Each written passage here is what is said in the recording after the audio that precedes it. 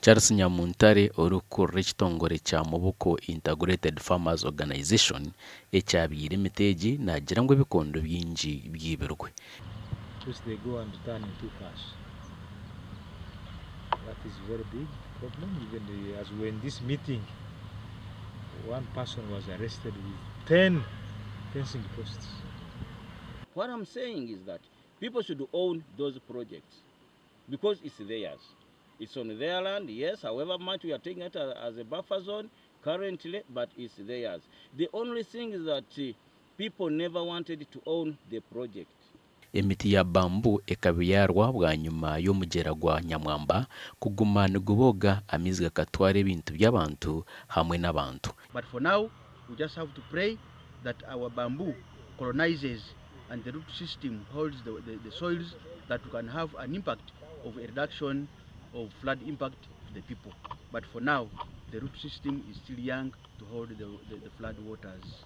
There is a comprehensive study that is ongoing to understand the extent of deposition and degradation for the entire River Nyamwamba stretch, and then once that study is completed, it's going to help us ascertain the extent of degradation and deposition and what can be done, because we do all this putting into consideration several factors. Na kutekeleza government ya kutaireho routine maintenance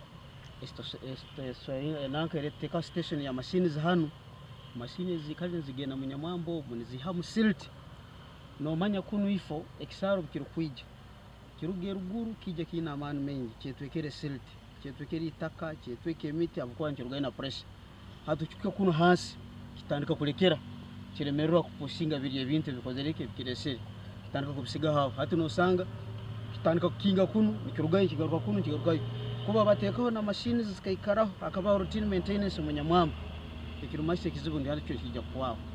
Emiteegi ekiri mito bakagitekaho ebikondo kwenda ngo bunde kakora bitekera kubashasha no kugira ngo ebikondo nibyibwa.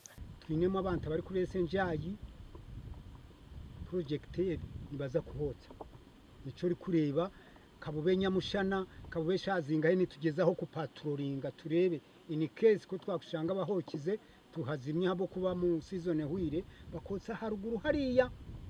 Gashakwa Gilbert Muhanguzi.